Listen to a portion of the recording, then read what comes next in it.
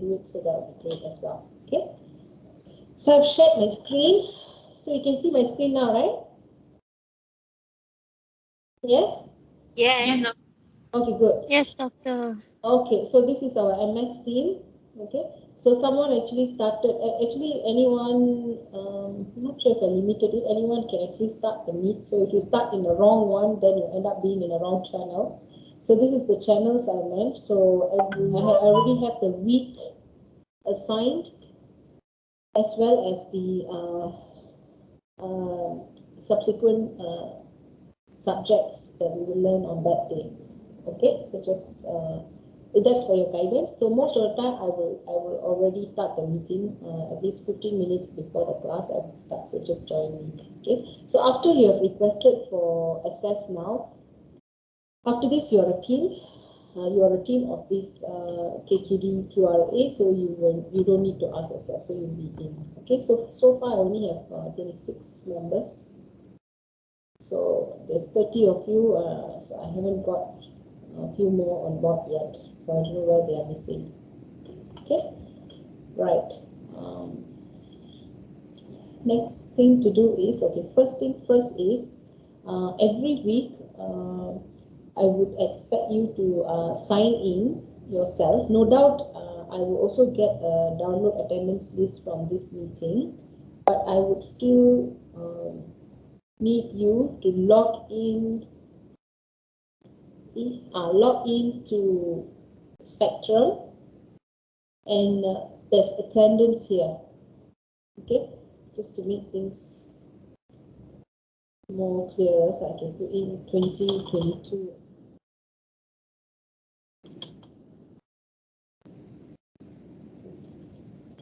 So this is 2022 attendance. So I have already set the attendance for this whole semester. I purposely set it from 12 o'clock to 8 p.m. on Saturdays. So although our class is between 3:30 to 6:30, because sometimes we might be doing asynchronous class, so you have the freedom to log in, to sign in at different times. So I'll explain what is asynchronous class later. Okay. So for now, this is your link for attendance for today. So please log in and then please click in. So your login time will appear here for me. Okay. So only 15 has signed in. So there's another half of you. So please sign in. So every time when the class starts, you log into the meeting, and then you log into the Spectrum and you sign in. Okay. Right. Next thing I want to let you know is, okay, so if I have any announcements, it will come through my announcements. So like the class link I sent out, okay, so it will come through this announcement link, so it will broadcast to everyone. Okay. And then the next is e-learning as well as the safety book. Do I have the safety book here? Yeah, because this is the textbook, but it's a bit difficult to upload the textbook here directly because it's heavy. So I've saved it in the Teams. So I'll show it to you when I go through the slides. Okay. So before I go through, I also want to show you this e-learning, but before that, I want to show you my Spectrum arrangement. Okay. So in my Spectrum, you see, I also have got my weeks as well as the respective assignment for the weeks. Okay. So I have so it depends. So if assignment, there is assignment 2. So there's 2, 3. So you are expected to submit to the respective assignment portal. Okay. So almost every week I will run the class, and I will have small assignments for you to do. Like for example, assignment 4 is exercise 2 questions. Why? Because mine is mainly maths. And then if I don't give you exercise, you are not aware of what we are doing. So you have to do a hands-on exercise. Okay. So I've already, actually this is my setup last year. I think last year I further polished it, and it looks fine for me now, although I have a small issue, which I'll explain to you in a while. So every week I have my lessons and the respective assignments. Sometimes I also provide you with the answer so that you can check with the answer, and if you still don't understand, we'll still be discussing it. Okay, so I have done this. Okay. Some parts that I've hidden from you are not necessary, so just not to confuse you. So when I have something for you new, so when I change it to 22, then you have the 22, otherwise you'll just get confused. So if you notice, there's only until week 12, because 1 week will be revision, another week will be test. Okay, right, so it is following. Now, usually we have this e-learning plan. Okay, why e-learning plan is your classes are online. We have decided actually for this semester the classes are going to be online all throughout as well. Actually, first 3 weeks is mandatory online. After that, we can actually decide if we want to have any physical class.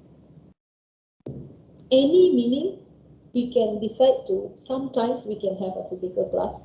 Maybe we decide to meet 2 times in a semester. Or we can also have hybrid, but if you want to have hybrid, there's a lot of settings that we have to do. And as well as there are procedures for you to enter the university premise and so on. Okay, in the classes and so on. But we can do that, but we will see how the class goes. If we think we want to meet physically, we need a physical class, then we'll decide on that later. But most of us, I think, as of now, to reduce the load of students in the campus, as well as being in a room, because if we are together in a room, we are going to be there for 3 hours. It is significantly long hours. So that's why we are reducing that contact. Okay, so for now, 3 weeks definitely online. If of course we also have to follow this government. So if there's anything where they make it all class return to physical and so on, again we'll have a discussion, because we do have some students who are from who are foreigners, who are committed to these studies simply because it's online. So this online thingy allows you to do the courses while you are in your home country as well. So you don't have to travel down to KL to our campus. Okay, so if anything changes, we will not so soon go for 100% physical, not yet. We will still, because our intakes, we also promise online learning to some students. So we will still accommodate hybrid learning, we call it. So we have some students in class, some students online. Okay. Right. So for now, we will go on with online classes. So probably after week 7, maybe we decide if we want to have any physical meets or so on, because the maths might get complex, and we'll see if we want to meet. Maybe we can arrange for at least 2 physical meetups. So we'll see how it works. Okay. But if there's anyone who like mandatory, I want to be physical, I want to be present in the department, I want to see the department, if you have that kind of calling, actually we're sort of obliged to give you the opportunity to be in the department though. So if you have such an interest, then you can express your interest to me. Okay, right. So this is my last year online planning. Okay, so it's mandatory for me to do this so that I have an idea what to do. So last year we started 14 March, a week earlier. So this was my planning. Okay, what happened is that this is what I meant by I have some issues with my planner, because we happen to have few days off. Let me show you.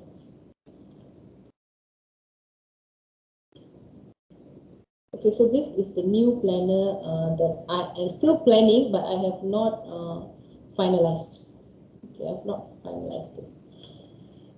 Okay, what happens is that we have a few leaves. We have May Day on 1st of May, and then because it's back to back, the problem is it's back to back.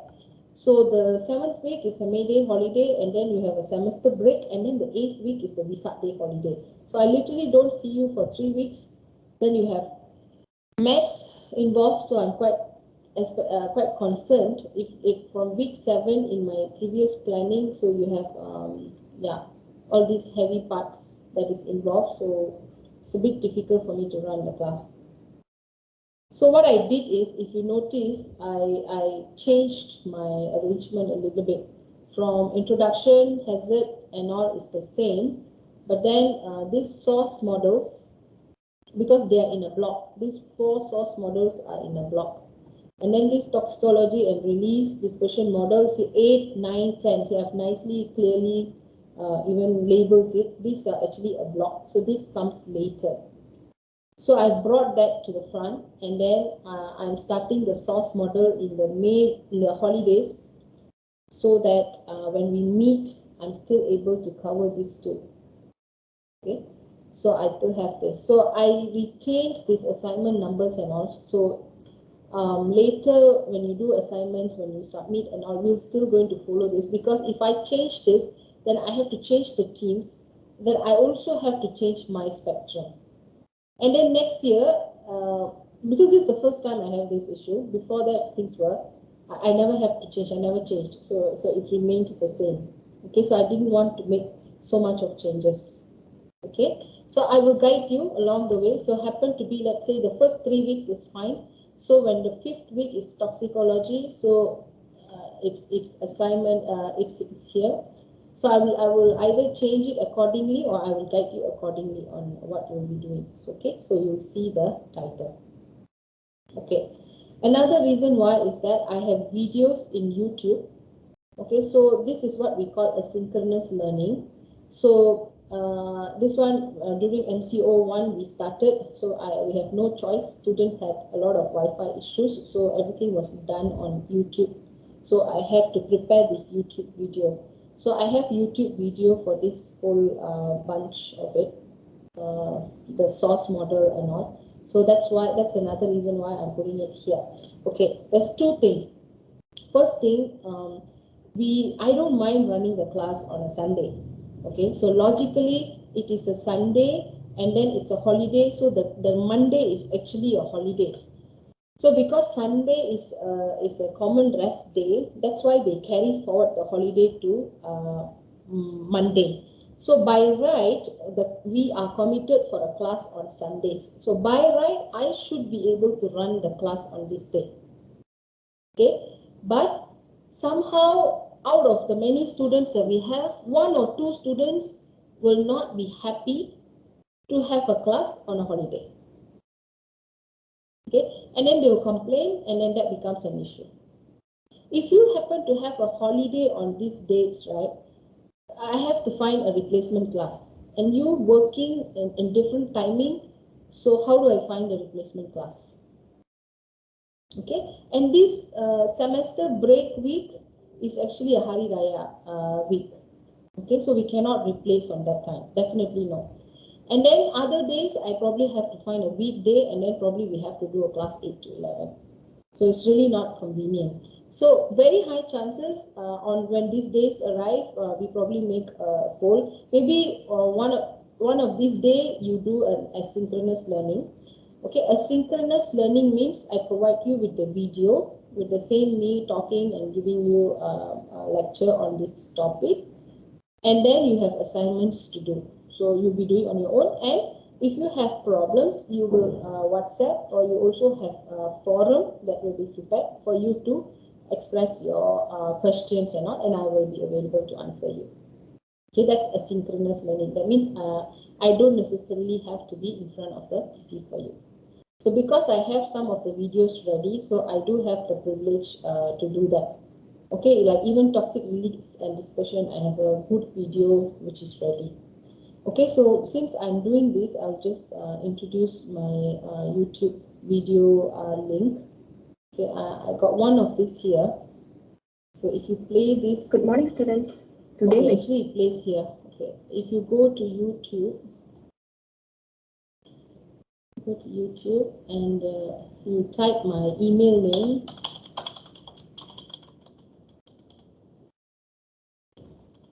It's in my email name. This is my name I use in emails. Okay, so I have my videos here. So I have videos for different classes. This is my undergraduate class, the statistics and periodization. So I also have for your QRA. See, I have source model. I have consequence, pool fire, jet fire.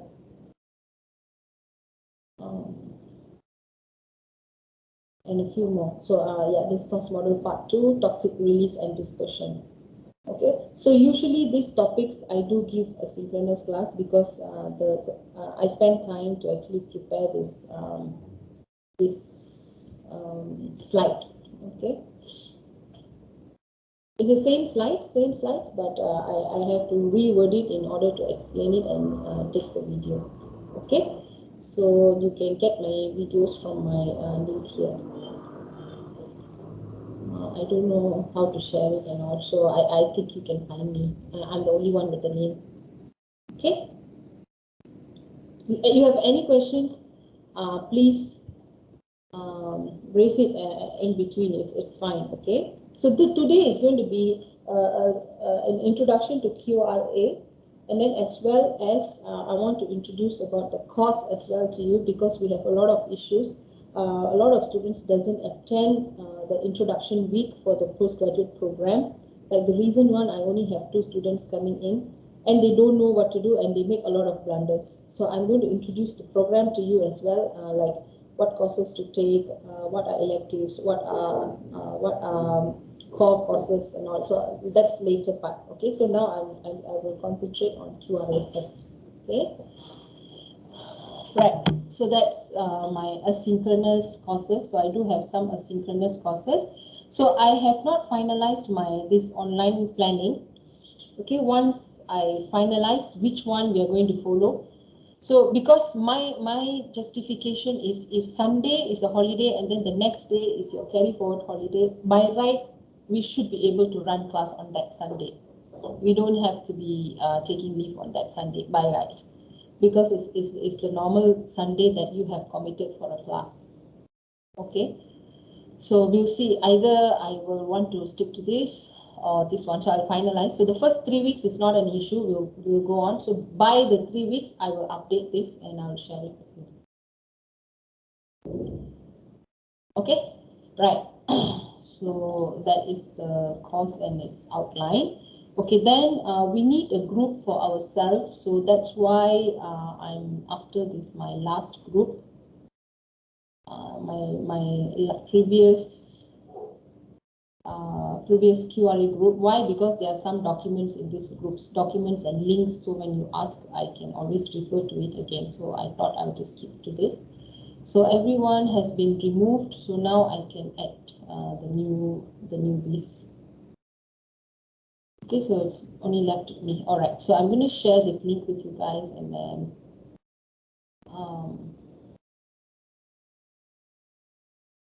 I can't forward because it's a different platform.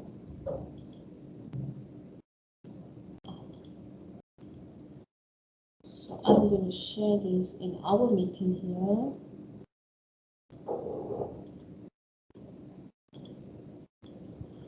Right. That's our WhatsApp link.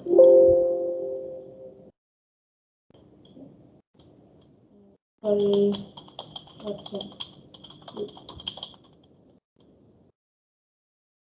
Okay, all right. Now my laptop needs battery, so I'll be back.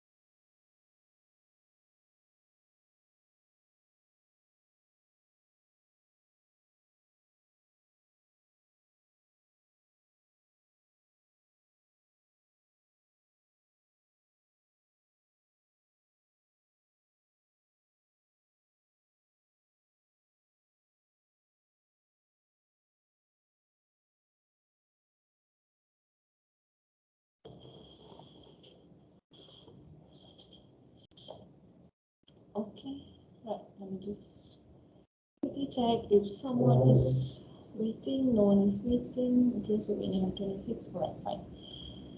Okay, so that was about all these things. WhatsApp done. Handbook later. YouTube done. Okay.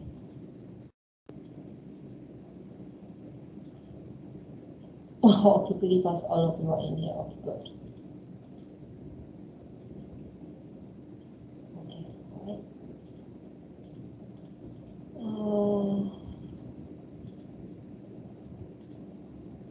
So my WhatsApp can also be closed. Okay, so now I can move on to introduction of our QRA.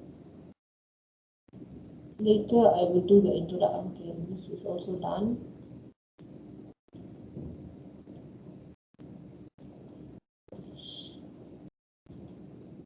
Okay. Okay, right. Okay, so we'll move on to QRA now. So towards the end of the class, maybe another an hour, then I will go through some introduction about the program itself. So those who want to listen, you can. Those who want to leave, you can. Okay, right. Okay.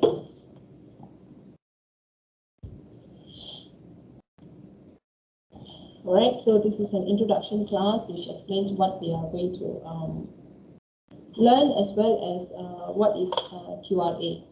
Okay. So this is my email address. I think most of you have got this email address. Actually, we also have a WhatsApp group now, so we can also communicate through the WhatsApp group. And I think most of you are also aware that I'm also the course coordinator. So to a certain extent, I can also assist you in the course-related matters. But I really cannot assist you in terms of finance-related matters because that one is completely by AASC, if you know by now, our academic division. So they don't allow us to actually handle that. But when you put in your complaints or queries and then you also CC me, then I get to know what's happening, and then at least I can follow up if I have to have an intervention. Okay, so that's how far I can go.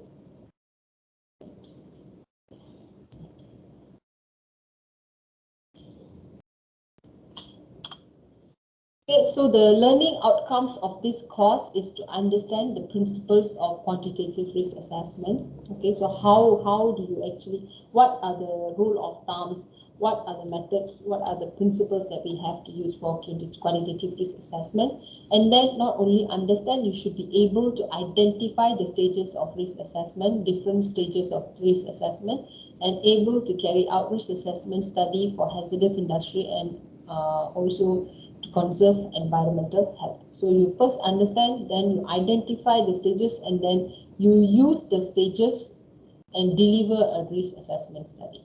Okay, that's literally what you're expected to do. Okay, so our textbook is this one. Okay, so this is actually freely available online. So later I will share it on our WhatsApp group. That's why I wanted to edit in the whole group.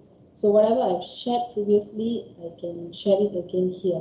Okay, so let me just do it right away.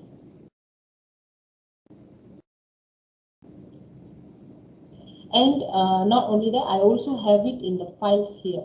Okay, so if you go to this Teams, see, this is our week 1 lesson. Actually, I think I didn't do it last year. Last year I didn't share files. Oh, I did. Okay, right. So so you have the PowerPoint here as well as Spectrum. But this book, I can't share it on Spectrum, but it's shared to a Google Drive. So probably you can access that as well. And the PDF is also here. And I'm also going to put it on the WhatsApp group if I can. I can.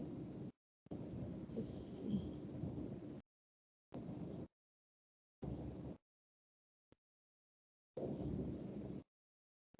Okay, right. So I've just sent it to the group. Okay, so you have access to the book. Okay, why the book? This is the main book I use. So my slides are also basically I took from the books. Whatever information that is, whatever information I'm sharing with you, it came from the book. And the examples and then the questions, exercise comes from the book. Okay, so why book? You can read the book and then you can listen to my lecture, and then whatever you don't understand from the book and the lecture we can discuss and you can have full understanding. So if I give you a different textbook, then there is a mismatch. Okay, all right, so okay, I've passed the book to you. Right, so this is the assessment. So I believe when you checked our pro forma, you would have understood that because this is a coursework, so your continuous assessment carries 50%, your examination 50%. Okay, so for my subject, most of the time, my assignments is about 30%. This one is between 30 to 35%, and then the test is 15 to 20%, either. So whichever I think that is relevant for my for that particular cohort. Okay, like if I think the test students didn't do the test very well, so I will reduce the test to 15%. Or if the assignments are too high, then I also have to reduce it to 30%. Otherwise, I would struggle to actually grade you. Okay. So important note. So I already mentioned this to you. I took you through spectrum. This spectrum is where you get almost every information that we have about that particular course. So any course will fall back to spectrum. You're safe. Okay. So please be aware that your passing mark for all subjects are 65% B. You must get a B. If you get 64 for a particular subject, you have to repeat the subject. Okay, so you have to get 65. On our end, we will also try to pass you to 65, but it's also dependent on, some students, they don't write anything. If they don't know, they don't write anything. Only if you write something, we can try to give marks. So if you don't write anything, we can only give you 0, we cannot give anything more, and you will have to repeat the subject. We cannot pass until you repeat that particular subject. Okay. And then students with less than 80% attendance without approved reason will be barred from examination. And this is subject to the lecturers. So obviously, we are a bit lenient about this because of this pandemic, work reasons, work matters, and so on. But if it is really bad, then we are left with no choice but to practice this strictly. We try our best not to, but it all depends on situations. So don't take things for granted. Okay, so that's about all the introduction. I think I took almost 40 minutes, no, half an hour. Okay, I started a bit late, but okay, good. So finally, we are into our QRA.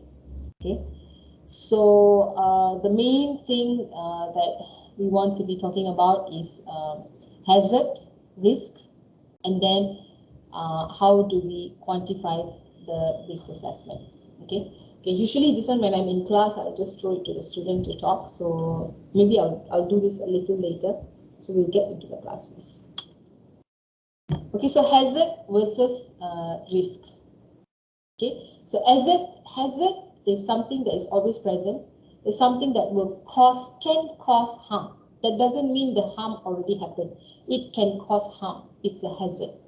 But the risk is how great is the chance of us being harmed by the hazard. So hazard is something that can cause harm, and risk is the chances of being harmed by the hazard. So none of this is actually accident yet. Okay, but they are there and they are ought to happen. Okay, and that is and that defines risk. So risk is when you have a hazard, and then how much exposure to the hazard you have, that is risk. Okay, so when it's a morning sun, you are laying on the beach, okay, tanning, it's fine. But when it's mid sun and it's really hot, if you continue to expose yourself for extended hours, then you become charred. not 10, but you become charred. If you take some measures to reduce your exposure, then the hazard is always there, but you reduce the chances of being burnt. Okay, right. So that is a definition of hazard versus risk. So hazard refers to a potential source, different elements, and may remain even if the risk is minimized. So the hazard is always there, but the risk is minimized. But risk refers to the possibility of harm, and risk is the possibility of getting harm after being exposed to That means if both of these are in different places, there is no risk. But if you are there where the hazard is, and then you have yourself exposed to it, that's when you are creating risk. It's important to identify the hazard, the potential harm it can cause, in order to eliminate risk. Okay, so this is what we want to do. So in risk assessment, you have qualitative risk assessment, you also have quantitative risk assessment. So we are doing quantitative risk assessment. Okay, so when you do high rate and all, it's quality. Okay, so you evaluate whether it's severe, its likelihood, and so on. So you get a qualitative. Okay, but it's from that qualitative we develop into quantitative. So we quantify what exactly the risk are we talking about, what exactly the impact are we talking about. So that's why quantitative risk assessment is full of maths, and we can't run away from it. So you may be someone who hates maths, but don't worry, that's also the reason why I cannot go full force teaching you maths, calculate for the 3 hours. So I know that will actually shut you down. Okay, so my classes will be in bite sizes, where I'll introduce to you difficult parts, and then you will have some hands-on where you learn yourself to calculate. Okay, but if you have good maths, and then you are probably a chemical engineering student as well, that means your bachelor's is chemical engineering, then probably it's much bearable, much simpler for you. Okay, then you probably have to take in the slow pace that I have to go through, because you guys are diverse, you are from very different background. Okay, right.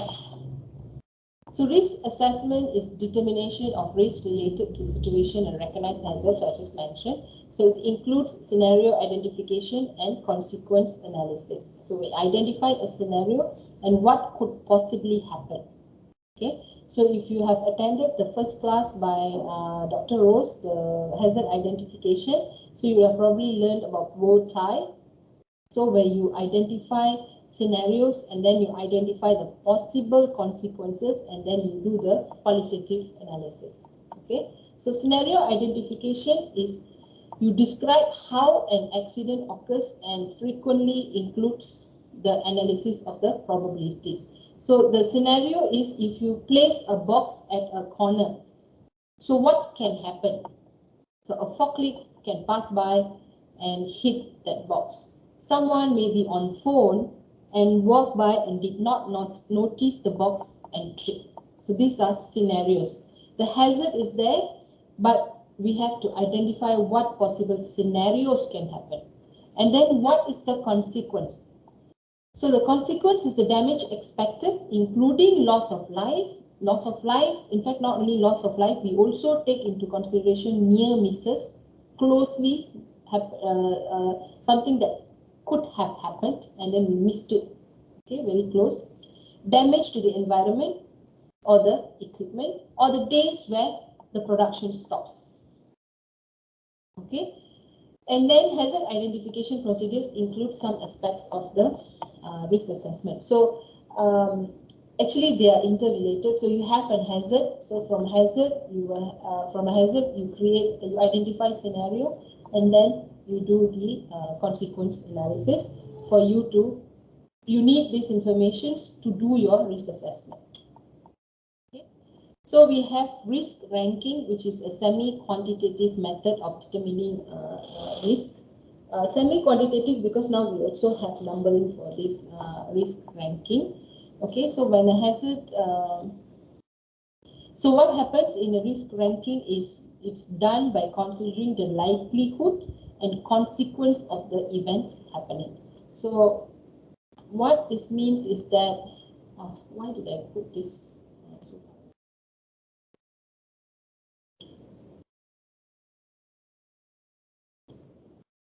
Okay, so risk ranking is a semi-quantitative method. It's an add-on to the hazard identification studies. So when a hazard identification team identified a hazard, they need to decide whether the existing risk is acceptable or not. So this is done by considering the likelihood and consequence of the event, bearing in mind the safeguards that are normally in place. Okay. So what this means is that whether the hazard is acceptable or not, we have to consider the likelihood and the consequence. That means the likelihood of the hazard causing a certain scenario, and what is the consequence? How big is the impact? Okay, but this also is done with the taking into consideration the safeguards. That means the preventive measures that are already in place. Okay, sometimes we already take preventive measures. So when we already take the preventive measures, the likelihood and the both likelihood and consequence can actually reduce. So that's what it means. Okay. So during the discussion, a consensus will be reached on whether the risk is acceptable or unacceptable, or the problem will be referred for further analysis. So this is how we decide whether the risk is acceptable or not acceptable. Okay. So risk ranking can help the team to reach the consensus regarding the risk by assigning alternative risk ranking numbers, and this enables all of the risks identified within the study to be compact and prioritized. So why we want this ranking, why we want to know what is the scenario or what is the condition with the highest risk, is because we want to prioritize and pay attention to that risk. Okay, so we want to reduce that risk. So risk ranking approach, discuss and agree the consequence of the event, and then assign a severity index. Discuss and agree the likelihood of the event, so we assign a frequency index. So when we severity index times by the frequency index, you get the risk index. So then the resulting risk index may then be compared with criteria to decide whether the risk is low, medium or high. The same approach is used to determine the effectiveness of recommendation the team makes by seeing how much they reduce the risk index. So we will first do the risk ranking, and then the team will recommend measures to reduce the risk ranking, the risk index. So after we apply the recommendation, we run through the risk index again to see if we manage to bring it down to negligible, tolerable or intolerable. So this is how it works. So it works in a circle. Okay. So this is one of a risk metrics. Okay. Actually, there's some with numbers, colorings, and so on. Okay.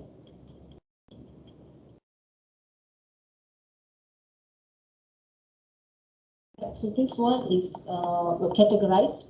Okay. So this is a sample of risk metrics. So I'm sure you have come across a few in Dr. Ro's class or even in your working environment. So you can have the probability of it, okay, and how severe the accidents can be. So it's frequent and catastrophic, so it becomes A. So it becomes top of the list. If it is negligible and then remote, so it's like far away, improbable, not likely to happen, implausible, not likely at all to happen, then it falls into a C category. So it becomes lower in the ranking. So this is how the ranking is decided. Okay, how severe the accident is and how probable the accident is. Okay.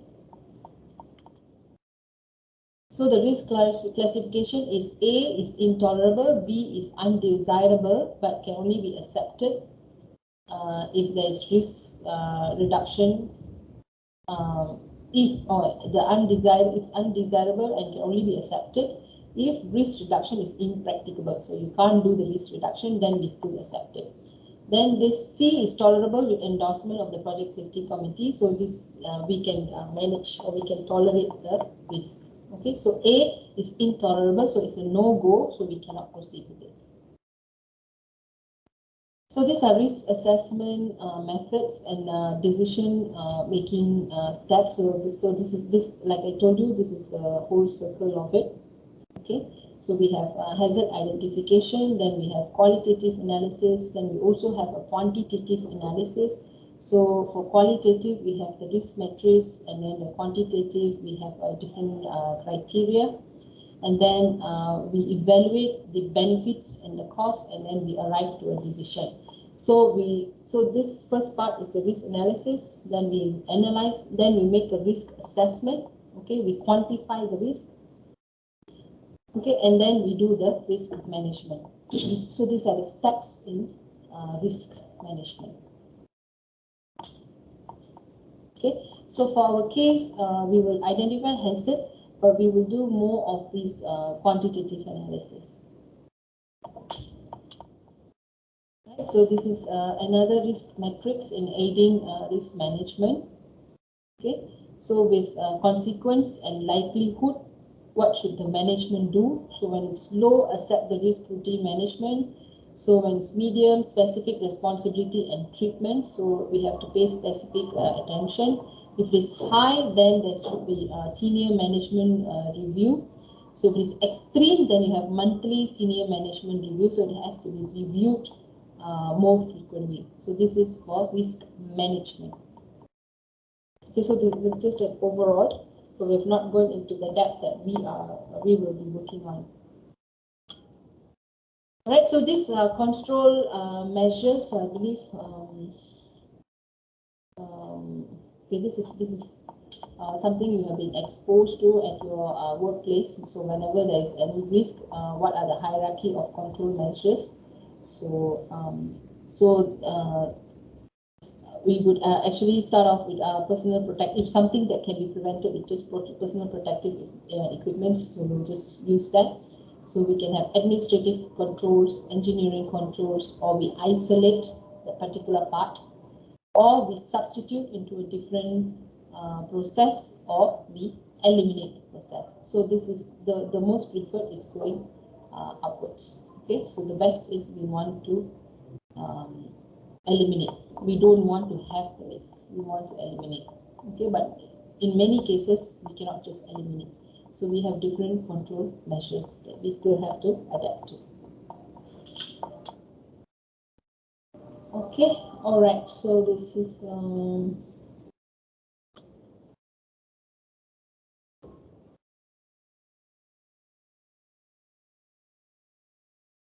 talking.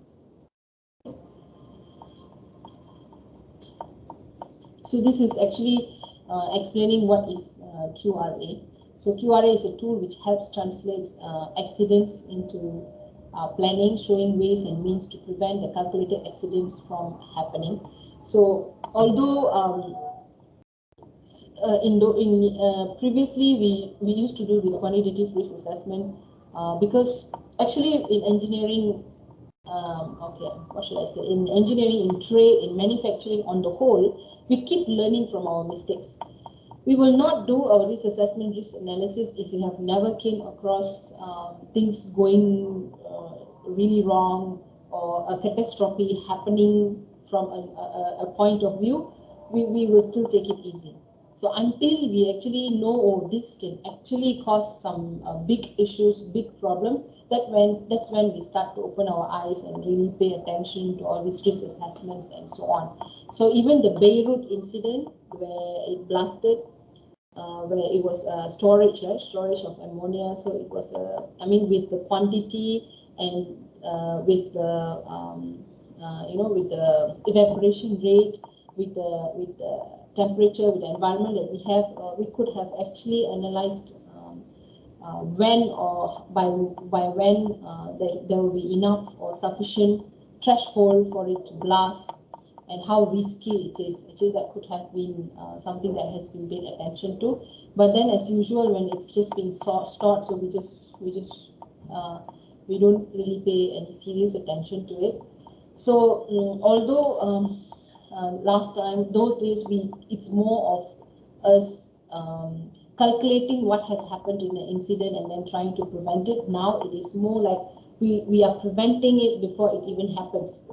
So when we know we have certain measures, certain parameters, certain surroundings, and how big the impact can be, so we want to prevent it. So now quantitative risk assessment is always a prevention method. So before we even start, before we even move, we do our risk assessments.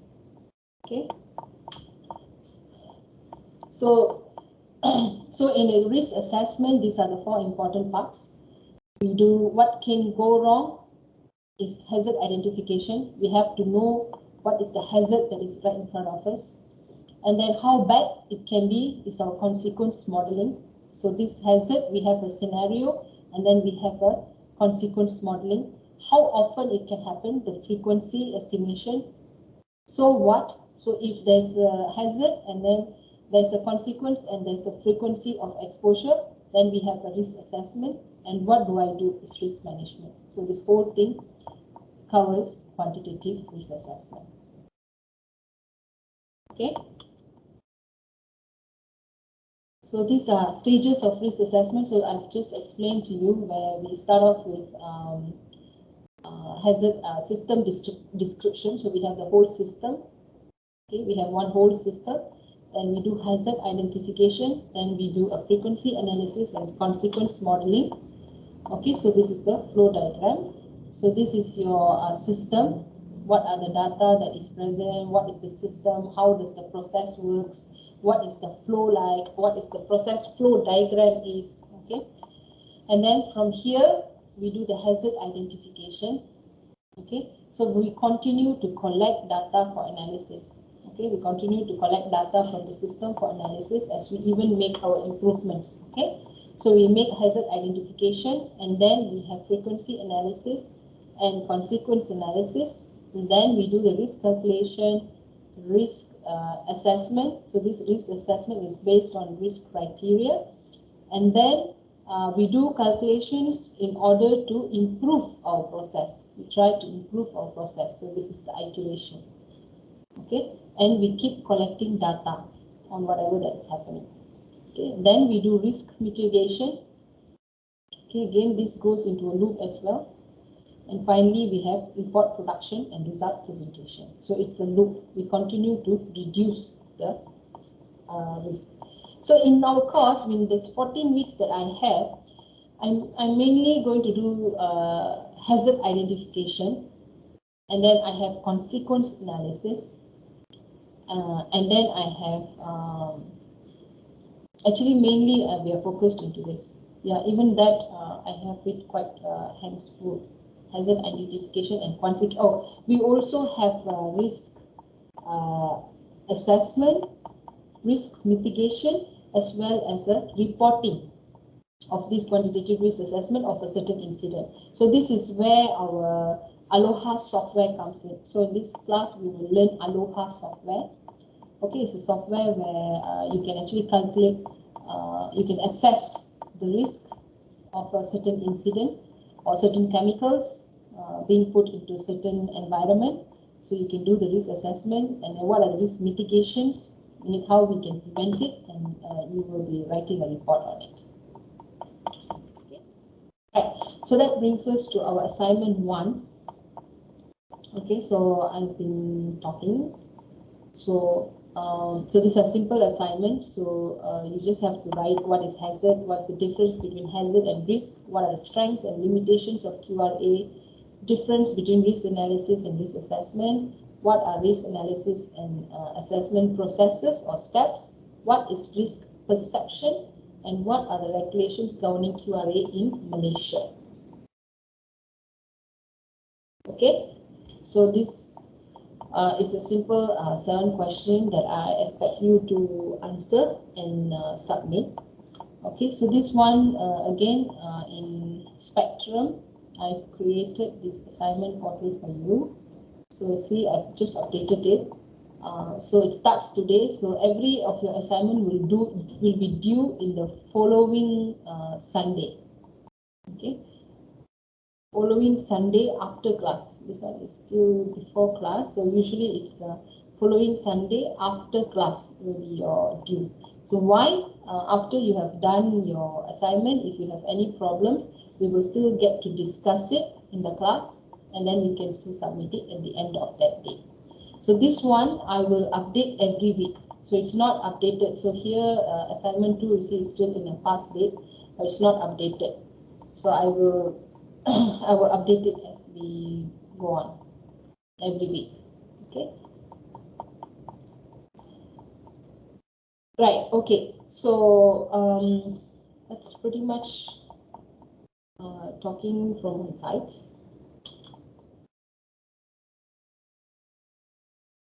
So what we do now is, I think we've been here for like an hour, right? So we'll take a 10 minutes break and we come back and we'll do a little bit more on QRA, we'll chat, and then I'll move to the introduction of the program. Okay, so we take a 10 minutes break.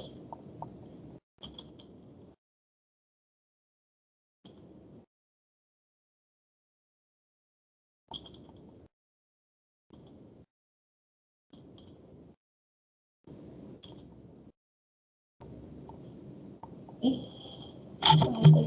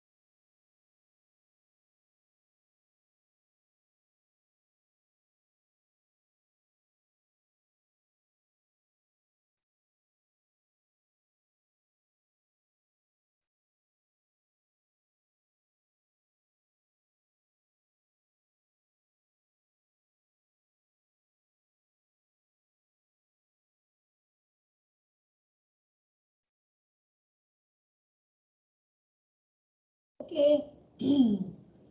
Hello, everyone. Okay, let's get some of you to do some talking because some of you may not know each other, and then some of you already know each other, some of you have just started in the second semester. So I want to have some discussion on your experience handling with risk assessment, maybe at your workplace. So you can actually feel free to share with us if you had any incidents that happened where it was caused by negligence, or probably you didn't do a proper risk assessment, or you didn't even know it was a hazard, or no one identified it as a hazard, but then that incident could happen. So maybe that sort of sharing can be an eye-opening. Okay, so as well as if you have any additional input or knowledge about risk assessment, about how important it is based on certain real-time stories, maybe olden day stories as well, incidents that has happened. Because I know some of you really have the background of safety officer and some immense experience in real industry scenario. So probably your sharing can actually be a joyful input for all of us. So it's your time to speak. Either you speak up, or then otherwise I have to call you. So can you do some sharing with me? I see Hasbullah here. Are you there, Hasbullah? I see your picture in some construction site. Hasbullah, are you there?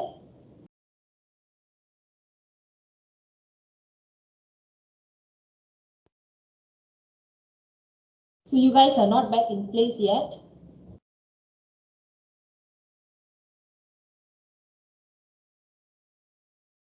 Hasbullah?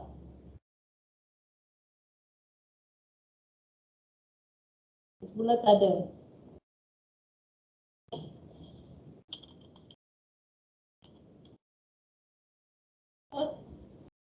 Or having problem with mic? Okay. All right, then let me move to someone. Okay, can someone else volunteer yourself? Anybody wants to speak up? Anybody wants to say, share, do some sharing?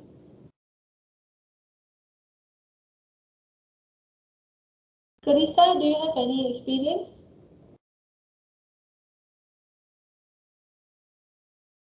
Carissa? Mike has problem as well.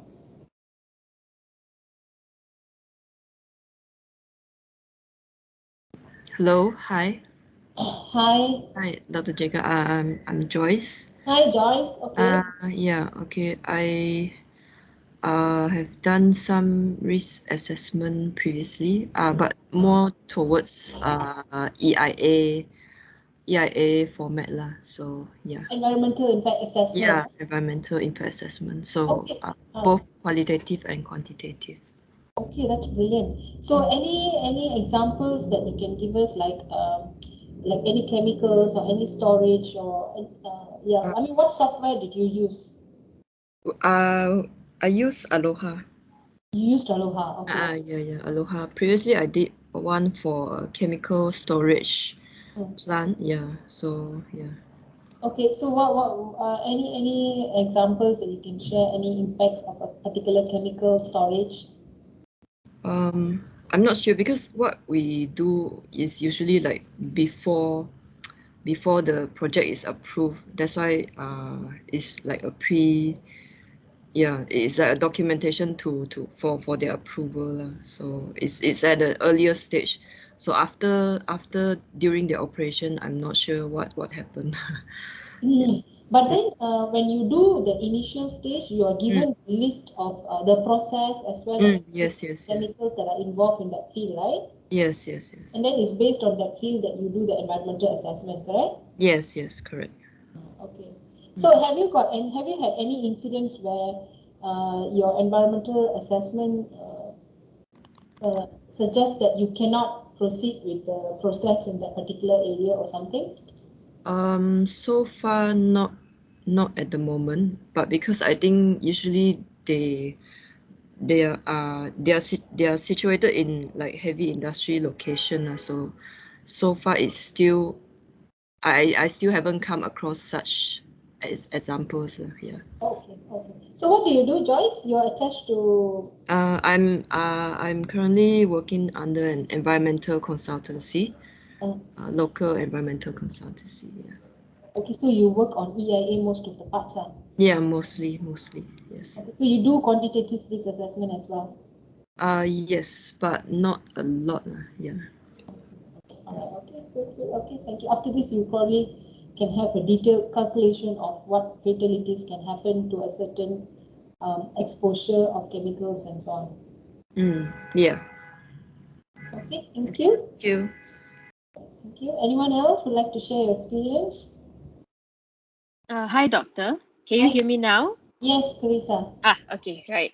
So for me, in terms of risk assessment, Mm. I work in the risk management field. Oh, brilliant. Huh. Yeah, but for an insurance company. Uh-huh. So basically, no two companies are the same for me. Mm. So usually what I go there when I inspect the particular site is I have to keep an eye out on the possible hazards, the possible exposures, the possible risks. And then from there, I gather my findings and then decide whether that risk is the particular location is a safe risk to take or not for us. Okay. Right. Okay, I remember Carissa. We met in the interview, isn't it? Yes, we did, doctor. Okay, okay. So see, actually, it was very interesting when Carissa was sharing her experience. So you're in the banking line, right? Insurance, doctor. Insurance. Okay, so Yep. she's in the insurance line. So she does risk management. She does risk assessments, and then she approves whether or not it's worth giving them the insurance, right? Yes, correct. And then whether based on how risky it is, my report determines whether the premiums are higher or lower, whether they get discounts or not. Okay. Right. So if the risk is high, so they pay a higher premium. Yes, correct. I see. Okay. So this one is risk for the plant, isn't it? It depends there. We also do commercial buildings. We have industrial buildings as well. Uh-huh. So sometimes it can be like a lot of glove manufacturing plants as well, construction sites, Okay. as well as simple things like shopping malls as well. Yep. Okay. So anyone who is wanting to take up an insurance, then you probably have to do a risk management. Yes, correct. Okay, brilliant. So you have an outline of, you have a, what should I say? It's not to say like a proper checklist, Hmm. but basically I know the particular areas that I'm supposed to look out for. So the first thing we do is usually we go and look at the construction of the building, the overall building, Hmm. and then whether they have storage of any hazardous materials or combustible materials. Uh-huh. And then from there, we look at tiny things like whether there's any smoking control, how the management is perceptive to recommendations, to overall change of management, Hmm. right? So it's things like that. Okay, okay, all right. Okay, so that's an interesting input, Yes. from the perspective of the insurance provider. Yep. Okay, thank you. Thank you, Carissa. Thank you, doctor. Okay, other experiences? I know we have Irene here, very experienced civil engineer.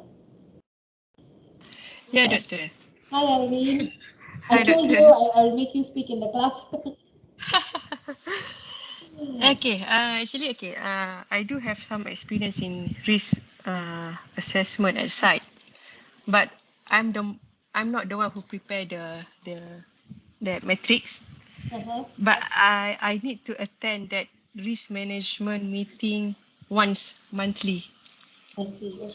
Okay. So as a attendee of the meeting, so I can just speak out my mind. I mean, whatever I assess at the site, I So just in what position do you attend the meeting? I was a resident engineer. Resident engineer. Okay, so you are the one who's on ground So looking yes, after, okay, looking after some construction work, right? Yes, correct. Okay. Then that particular project is about is more on the pipe jacking, sewerage pipe jacking in Ipoh. Okay. So what kind of observations is required from you?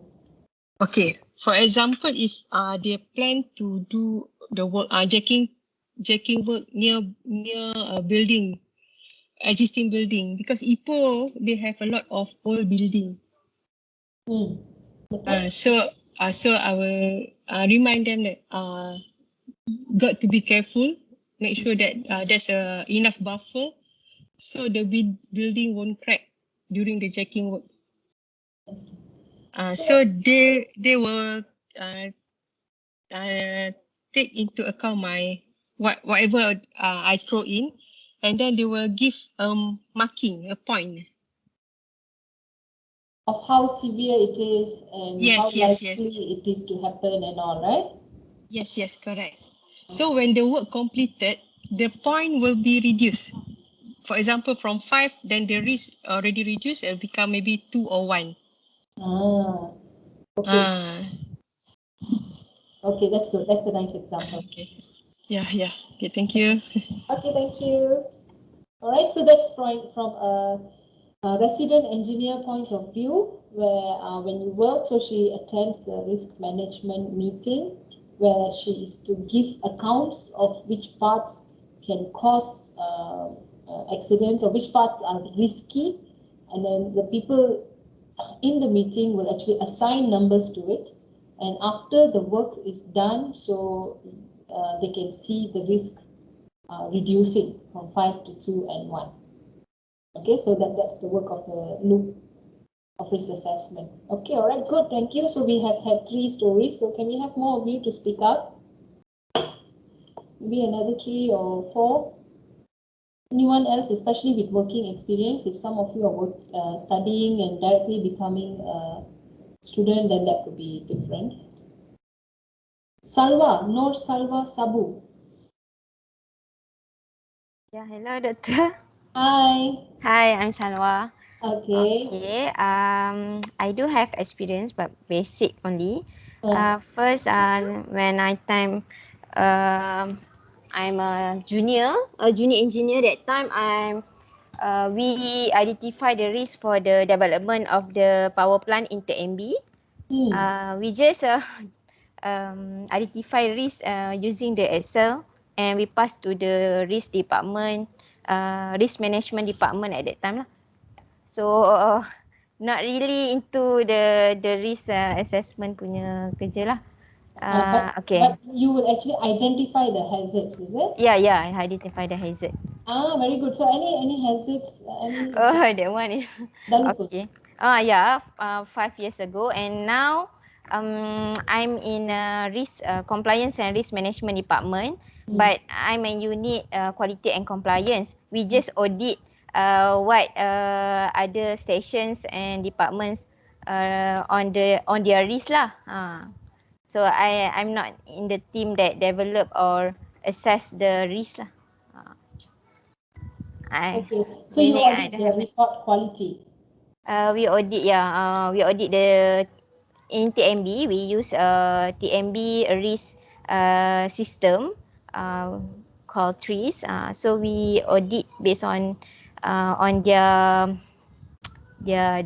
system lah. Okay, that means you will see whether they have done risk assessment, whether it's updated. Yes, we review. They review their risk like that je.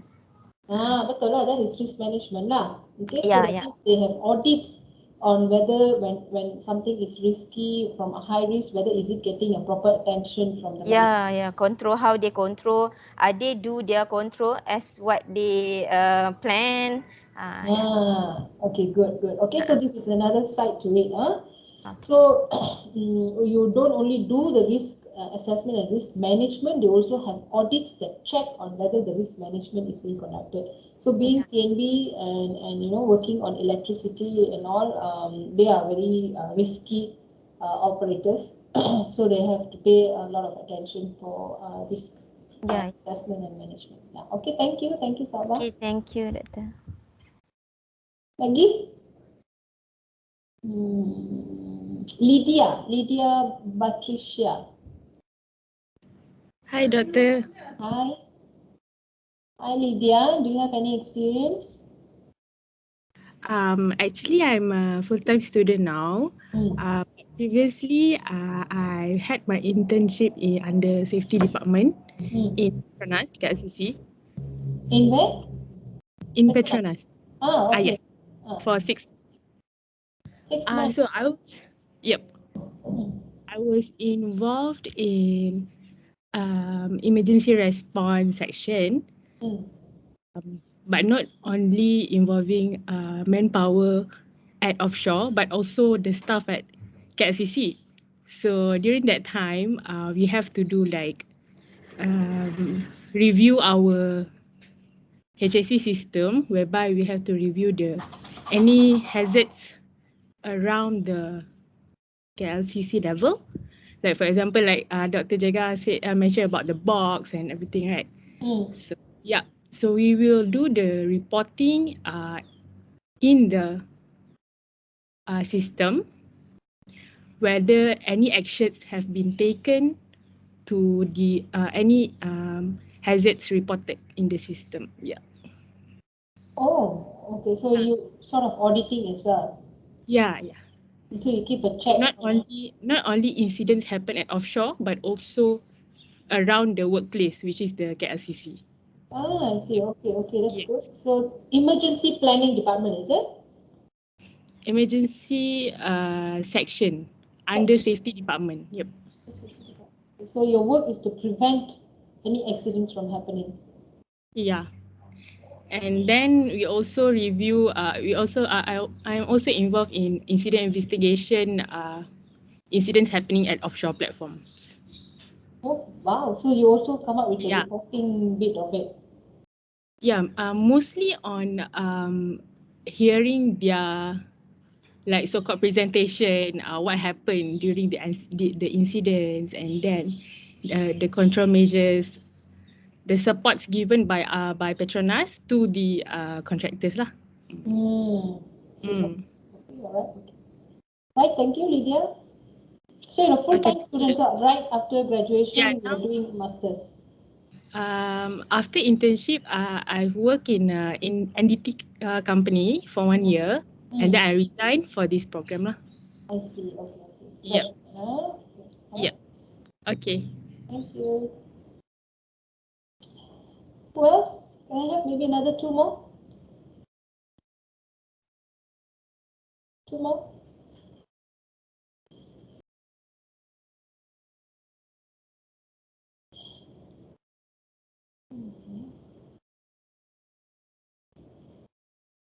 Muthu Veerappan. Morning, doctor. Hi, afternoon, evening. Afternoon, doctor. Evening, doctor. Actually, currently I'm a full-time student, but before this, I worked for 2 years. Not specifically for risk assessment, but I was involved in the safety department. Where? Because I'm a vendor for a big manufacturing plant. So we were in charge of the wastewater treatment. So my vendor company actually a small company, so we need to handle safety department as well, my department. Okay. So I specifically don't have any experience on risk assessment. What did you do in the safety department? For example, if incident-based report, if there's any incident. So you wait until something happens. So they don't have they don't make any risk assessments. If they are bringing in any chemicals, they don't do the assessments in advance. No, so far I worked there, no such thing. Okay. So this is an example where they wait for something to happen, so they don't take preventive measures. Okay, thank you. Thank you. All right, okay. So you're a fresh grad as well, is it, Muthu? No, doctor. After graduated, I worked for 2 years. 2 years. Then after that, you are full-time student now. Yes. Okay.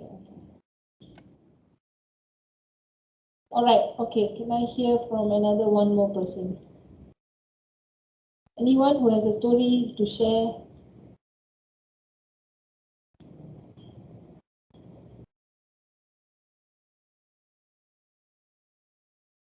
Tiffany, you have something to share? Oh, risk assessment. Where do you work, Tiffany?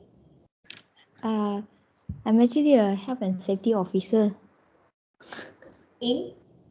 in a furniture factory. Ah, okay. So you have any exposure to risk assessment? Definitely. Any experience? It's Mostly, different, you know. I mean, we always look into chemicals. Huh? Definitely, right? You said? yeah, but it's mostly qualitative risk assessment. So you do that hazard identification, Yes, the yes. likelihood, severity. Likelihood, the severities, yeah. And actually, I done two types of risk assessment before. One is the safety one, the one that we are most familiar with. Another one is the enterprise risk management, whereby we analyze the risk that can, how to say, impact the survival of a company. Oh wow, okay, that's enterprise. Yeah, it will be like, for example, the example of the risk is like increasing cost, or staff turnover rate. This thing we also evaluate.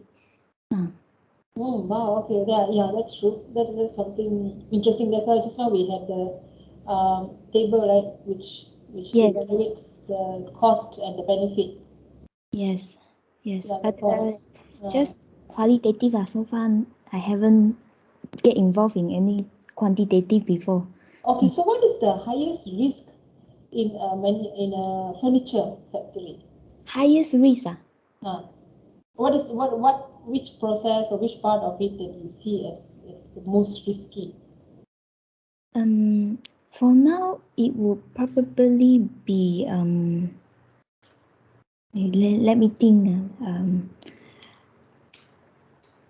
Boring and grueling. Amputation. Amputation. Amputation, because you see, sometimes the machine, although it is equipped with the guarding, but people may remove it without permission, and then bad things can happen. Oh, that means someone can get amputated, you mean? Yes. Someone can lose their fingers, their hands and legs. Yes. Actually, in manufacturing, this is pretty common because if people don't practice lotto, yeah, a lot of things can happen. Practice what? Lotto? Lotto, lock out, tag out means we have to lock certain things so that they cannot open it. How to say? They cannot open the guarding. They cannot open certain things. They cannot deactivate the sensor. Without locking it. Okay. Yes. Okay, I see. Actually, I also do a noise management study in manufacturing industry. So it's actually quite noisy environment also, Yes. All right, okay, thank you, Tiffany. So that's some sharing. So for me, I think it was very different experience. So you had someone who does it for EIA, Environmental Impact Assessment, someone who does it for insurance company, and then someone who audits the risk management for electrical company. And then you have someone who do after risk assessments, reporting of incidents, okay, in Petronas offshore and offshore and in office. And then in water treatment plants where the hazards are not prominent, so it's still there, it's not prominent, but so it's not an important aspect in the day-to-day process of an industry. Actually, I also have worked in a water treatment plant designing and operating industry consultancy. So I was also in the safety team, and I also think they hardly did any risk assessment as well, but this was long back. And some sharing from Tiffany about this wood manufacturing, where the hazard is about losing body parts if we don't lock the equipment when it's running. Okay, so these are good experiences. So the more experiences you share with us is actually opens our eyes and exposes to the exposures that you have been exposed to. Okay, so feel free to speak up. So I think that's all for the class for week 1. So please get your assignment done.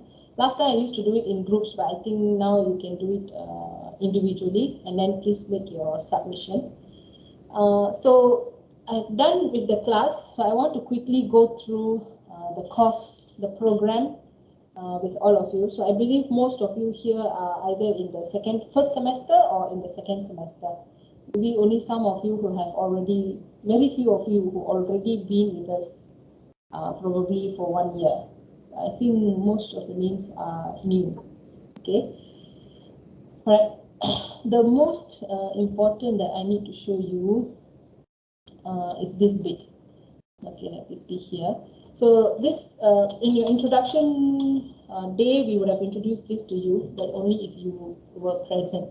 Okay, most of the information that you look for this program is present in this website. That's why we always refer you to go back to the website. It's in the website, so it's there. So it's whether you're able to find it or not.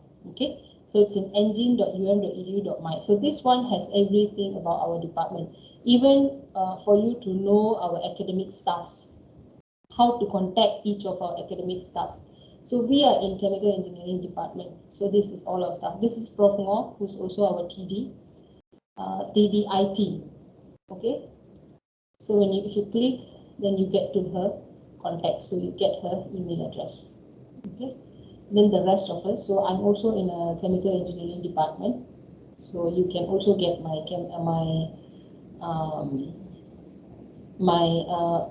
email address from here.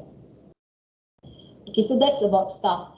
So about your study, you go to study programs, and if you go for postgraduate programs, you have everything about your postgraduate program here. Okay, so this is where the whole team is. So this is Prof. Ngo again. This is the assistant registrar, and then you have all the in charge person here. Okay, and their contact numbers. So nowadays, to be honest, so you have the scope as well for what kind of questions you can approach them. Okay, so most actually they are very effective in their emailing rather than answering the phone call. Especially after MCO, they reply emails faster compared to your phone calling. So sometimes if you're lucky, you get through the phone call. So don't just call, make sure you email first. You get the attention. Okay, so I think in your case, you usually look for Cik Mazna. Okay, and for your presentations and all student, your research project presentations and all, Puan Hanis will be in contact. Okay, so these coordinators, different coordinators. This for coursework. This is for research coordinators. So this is by coursework. So this is me. So again, you will find my contact numbers here as well.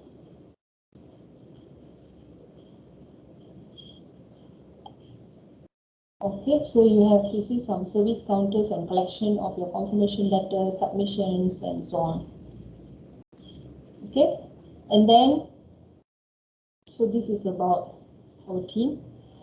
Then you have what are the different programs that is being offered, and you'll find our Masters of Environmental Health here, and the entry requirements. These are the basic entry requirements. So if you go directly, there's rules and all. I think all this not very interesting to you. Look for the guidebook. Okay, so if you click on this guidebook, you'll land on this book. And if you scroll down to Masters of Safety Health, page 172, everything about this course is here. So again, you find my email here.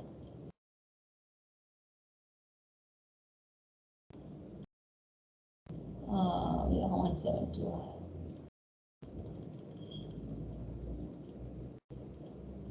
Okay, so again, you find my contact number here.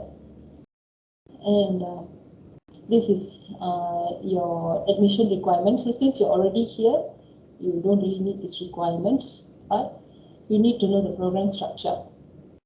We had some blunders last semester, so that's why last few semesters, because students did not attend their introduction week. Previously, we had students attending. I mean, they make it a point to attend the introduction week, so they get all the information.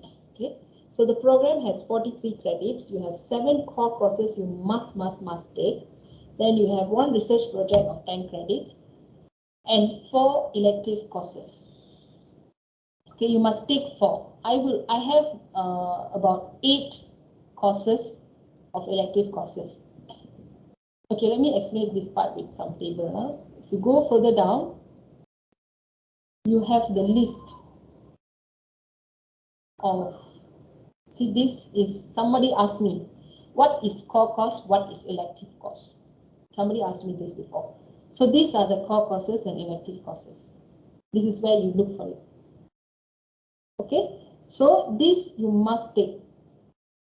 So I have 8 electives here, but slowly sometimes I lose lecturers. So like my life cycle assessment, the lecturer left. Last semester was the last, so I have to look for a new lecturer. Air pollution, I haven't got anyone yet. And emergency crisis, again, I haven't been able to offer yet. Another issue I have is also timetable. Even if I have lecturers, I have difficulty offering the subject. Okay, I have to overlap the subject with something else. Okay, so I am limited. So now I have environmental management monitoring assessment, hazardous waste control, industrial, human factor. So now I seem to have only 4, exactly 4, which you have to take. So I won't put you through that trouble. I will try to definitely get someone for life sector. Either one of these course, I'll try to get another person. Okay, so maybe next semester we have another extra elective. So you have about 6 elective at least being offered to you, and you must do 4. I have one incident. Somebody, he didn't take this core subject. He take extra elective, so he has enough 43 credits.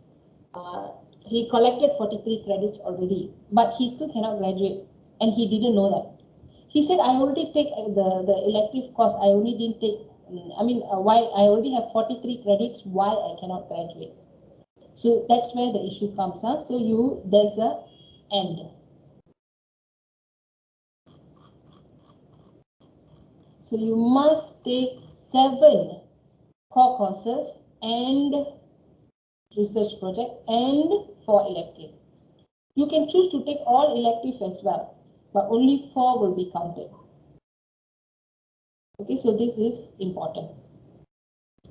Right, and then for every semester you should register at least 6 credits. Unless you are finishing, then you have some special cases, so that's not an issue. And then another issue with credits is this one, research project. Okay, I need to talk to you about the research project. Okay, this is my sample example, not example, this is my sample offering of subjects for every semester. Okay, this is core subjects, this is elective subjects. Every year it will be the same. I will only offer it once. If let's say now semester 2, these are the subjects that will be offered to semester 2. If there's any new subjects, then I probably add it up. But if I'm planning to offer industrial crisis, it will start in semester 2. And I won't offer this subject again in semester 1. I won't do that, because that means the lecturer have to teach the whole year. Cannot, we need some rest. So it will only be offered once a semester, once per year. So you have to make a planning since beginning what you want to take. So I have a case this semester, someone who has taken all subjects that he needs. So this semester he has got nothing else to take. He already take all the electives, and he already, whatever necessary elective, and he already completed the core subject. So he's free this semester. So he has to postpone it, and then he have to wait for next semester to complete the other subject. So if you plan it, you will not waste your time. Okay? So you are not forced to take all credit hours at the same time. So it depends on your working hours, whether you are able to take it up. Okay. Another important factor is that you cannot register for research project in your first semester. Cannot. In your first semester. Understand? You're just stepping in to start the program. You cannot start your research project yet because you don't know anything about the program. So you cannot do your research project yet. Okay, that's one. The second thing is everyone have to take research methodology. This project management and research methodology is offered every semester. This is special case, huh? It's offered every semester. So, before you start your research project, the KQD 7001, you must complete your research methodology. Okay, so that means the first semester you cannot take KQD 7001, but you can take the research methodology. But even if you take the research methodology, then you have to start looking for a topic to work on. Okay, so that's one thing. Or if you take in the second semester, you would also have an idea what topic you're going to work on. Then you do the research methodology, then you register for your research project. Okay, this research project, I'll come to it in my another slide. Okay, I got another slide which quickly explain to you about research project. But what's most important is you cannot, I can close this, you cannot take the subject in the first semester. Okay, first semester you take research methodology first, and then you take your research project. Okay, next. Next is, if some of you wants to take green book, so what happens is that if you take our master's course, you don't have to take the NIOSH training, the 11 days training, I think, 11 days training, which costs you about 5,000, I think. I think if discounted, it's about 3,500 or something, because different, like corporates, government, they have different rates. So you don't have to take that course. So in order for you to apply for Green Book, you still have to attend the interview. You still have to have the 3 years of experience in relevant field with our masters. And our masters, you must take 2 electives that they want. They want industrial economic and hazardous waste. These 2 electives must take. Okay, other electives you can choose, but for you to get Green Book, you must have this 7009 and 7010. This is a must. Okay, everything else you can choose. So plan your study.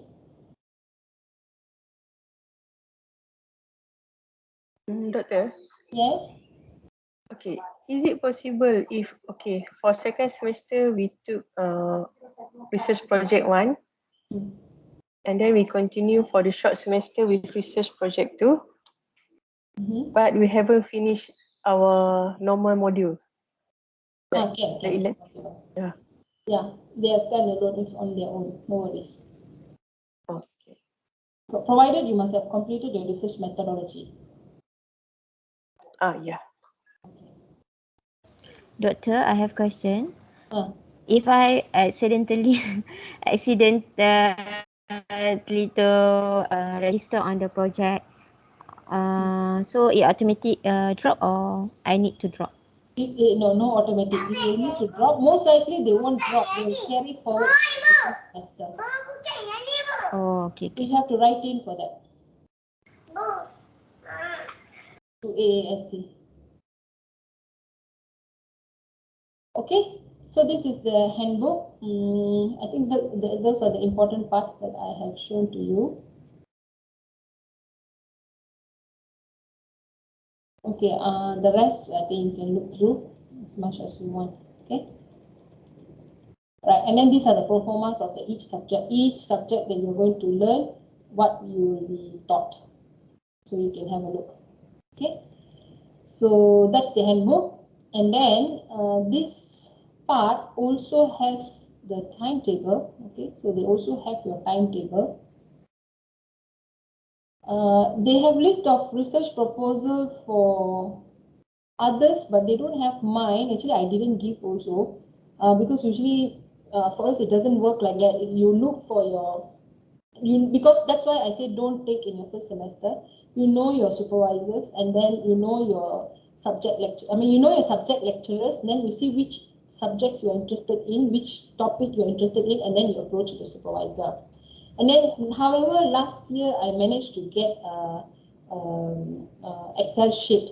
So sometimes I do share the Excel sheet to the students, so you can get an idea of previous topics, present topics, new lecturers' contacts, so you can still contact them through that.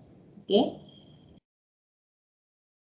Okay, so these are the timelines. Okay, these are the timelines for research project. Usually student will be looking for it. Usually they are about the same. You have about that much of time.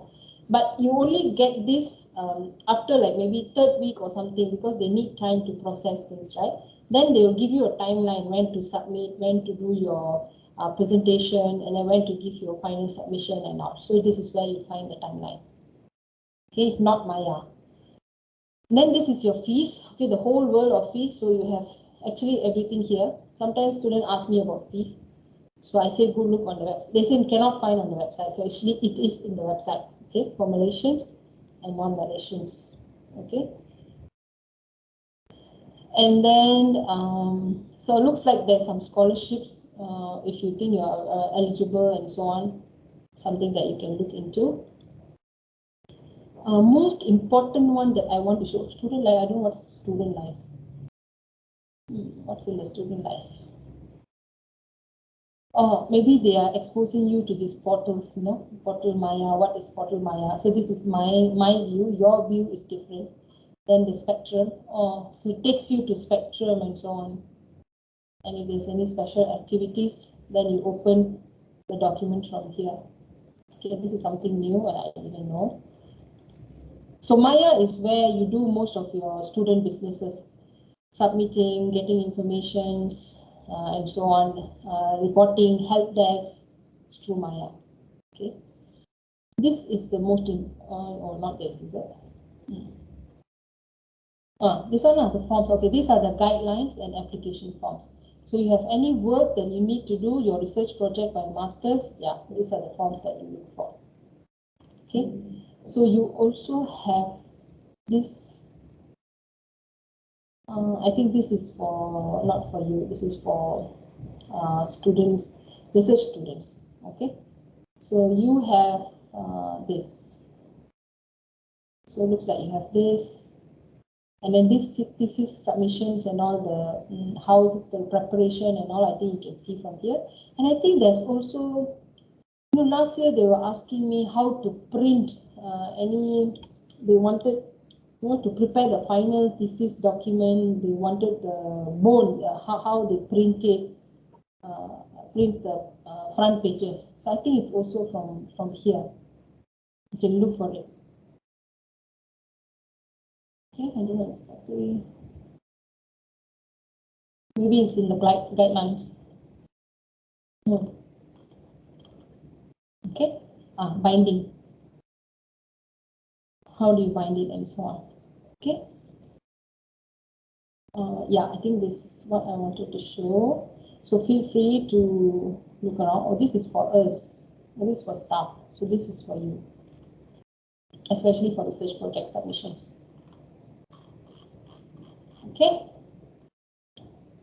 Right. So this is about the course structure as well as your forms.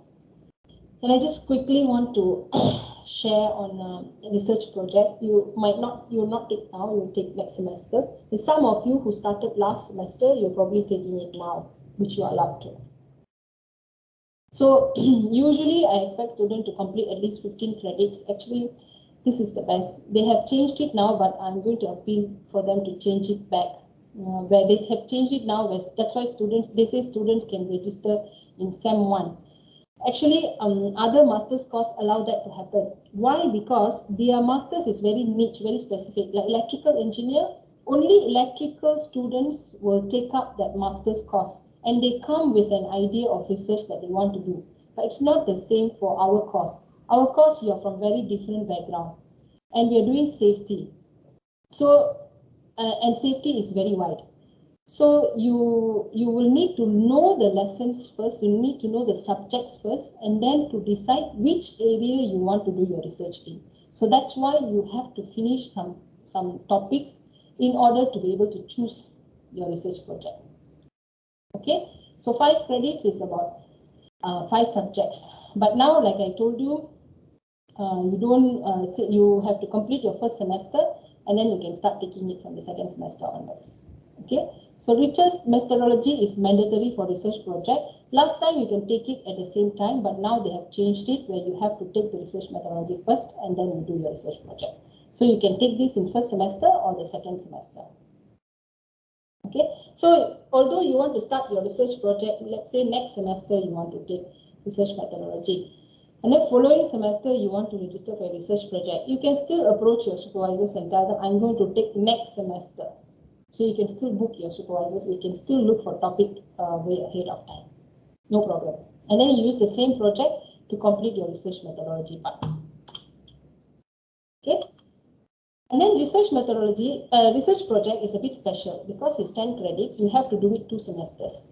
If you register SEM 1, you have to register SEM 2, cannot postpone, cannot be blind. If you register SEM 2, then the following RP2, you do it in SEM 1. You can also register in SEM 2 just for research project only, you can register in SEM 3. This is because a lot of students, they will register for research project last, so they will register RP1 here. In SEM 3, RP2, once they finish, they graduate. So that's why we allow SEM 3 for research project. There's no other courses that will be offered in the special SEM. Okay, so you plan your work so that you plan accordingly. Okay, you have SEM 1 and SEM 2. You can extend to SEM 3 only for research project 2. Not RP1. RP1 also cannot. Okay. So in SEM 1, what you do, you get a title. So like I told you, although this is a SEM 1 work, you can do it pre-SEM 1. That means during your research methodology, you can do it also. Okay, so you find the title, find the lecturer, do literature review, prepare questionnaire. Some of your research work requires questionnaire, or you prepare for the experiment and you present to your SP for evaluation. So this presentation is only between you and your supervisor, whether you have been working or not. That's all. No marks for it. Okay. Then how to choose a title and SP? You decide area of study. Choose the subject lecturer. You first have to decide what you want to do. Do you want to do QRA? Do you want to do hazard identification? Do you want to do sustainability? You can also choose chemical engineering subjects. Because we are all chemical engineers, we are in the chemical engineering department. So our lecturers also have basic experimental works as well for you. So after you do the experimental work, you will add some safety component to it. Okay, I am producing lipase. Lipase is an enzyme from a waste material, from palm oil mill effluent. So I also do toxicity study of the product that I have produced. So this one, someone from NSHE can also do it. Okay, so this research project, this is special for us. You can also do completely SHE and then you come up with a topic and then you relate it to your working experience or your working field or your office, and then you can also do the research project, or you can also take up experimental works, experimental projects, and you can also do that project. Okay, and then sometimes you have final year projects that you have done in your university. You can also extend that project. Okay. So you can look for any chemical engineering department lecturers. I'm not actually, someone asked me if we can have supervisors who are from other department who are not teaching our Master SHE program. So I'm not sure about that.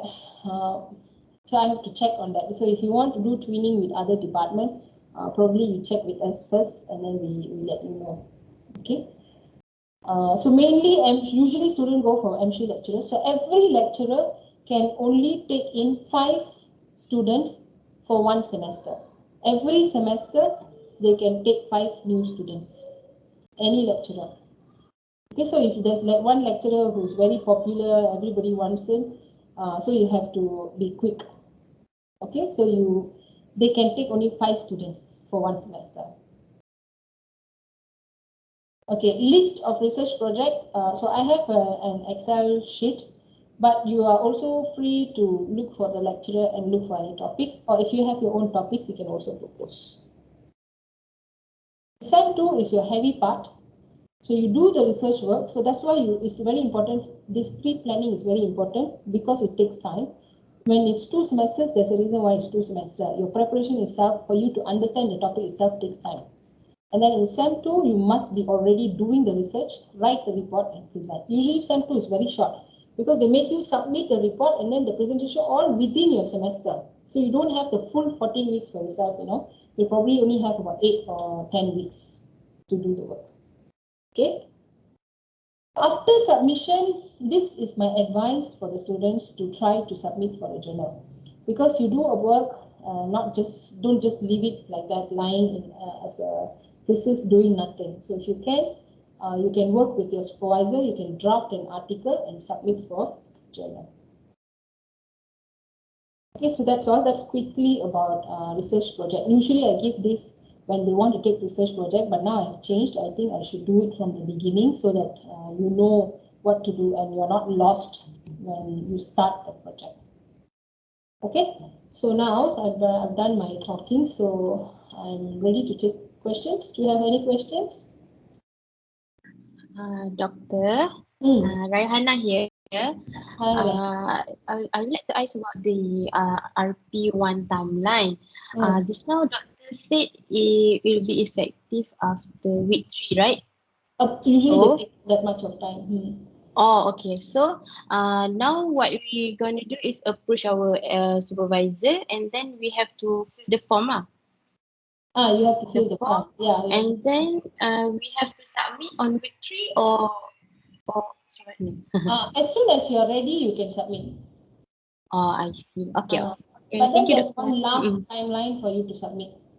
So for example, SEM 2, usually if the SEM 2, although this is last semester, the weeks that you get is roughly the same. Like this one, you see, if let's say they from 8 March, you'd search for title and then they expect you to submit by 14 April. So this is roughly the same timeline you will get. So let's say this is like 5 or 6 weeks. You will probably get 6 weeks also to do that. Okay. All right. Thank you, Doctor. Okay. Another important thing is sometimes you start with a project title and then you will have to change because you don't have equipment or because of MCO in place. You can't work. There are many reasons for it to change. But before you submit your final research, you must change application for change of title. You must do that. Okay, you have to work on that. So you have to work with the office on application of change of title. Okay, but worst come to worst, okay, I don't want to give the worst come to worst because I'm not sure, things will keep changing. So it's best you have in mind that if your title changes, then you have to submit a title change form before submitting your thesis. Okay, any more questions?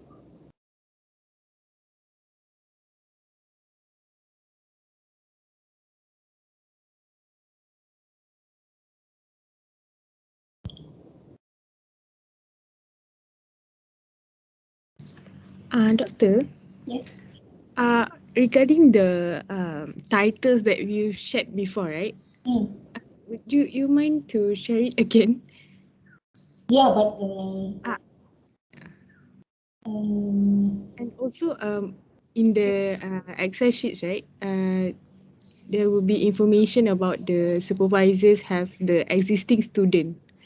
So we also need how we need to know our supervisors have existing RP students.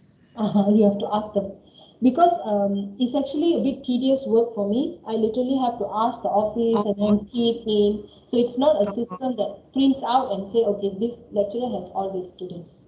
I see. Okay. So you ask them, you text them, you email them, and then they'll let you know, okay, yeah, I can take you in. Okay, I can work in this topic. And then if they're full, they'll let you know, I'm sorry, I'm full. You have to look for another lecturer. I see. Okay. So about sharing the Excel, I'll look for it and I'll try to share it. Okay, thank you so much, Doctor.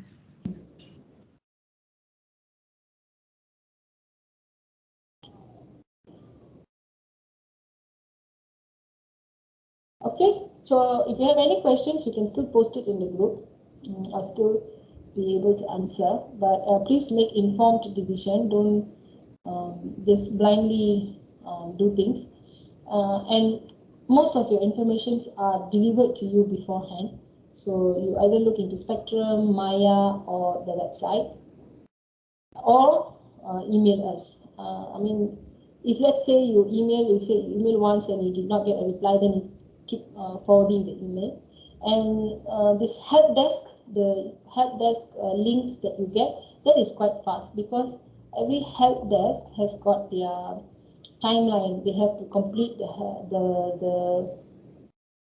they have to complete each task in the help desk within a short period of time, so it will get an attention.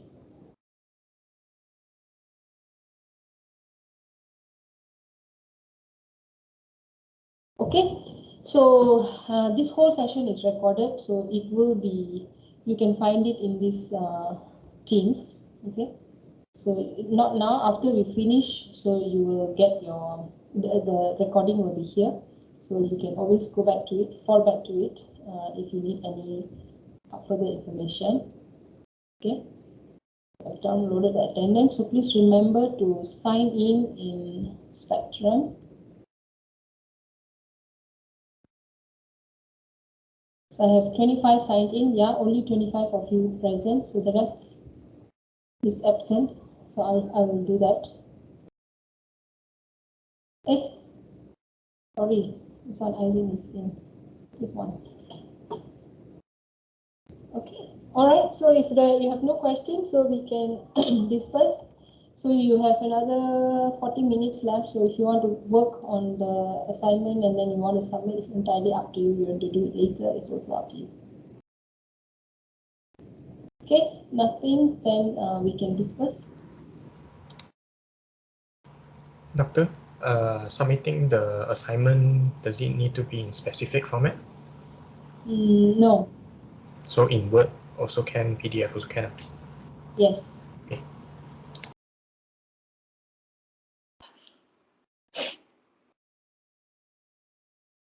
Yes, Carissa? No. Okay. All right, if no questions, so we can see you next week at 3:30. Okay. Thank you, Doctor. Thank you, Doctor.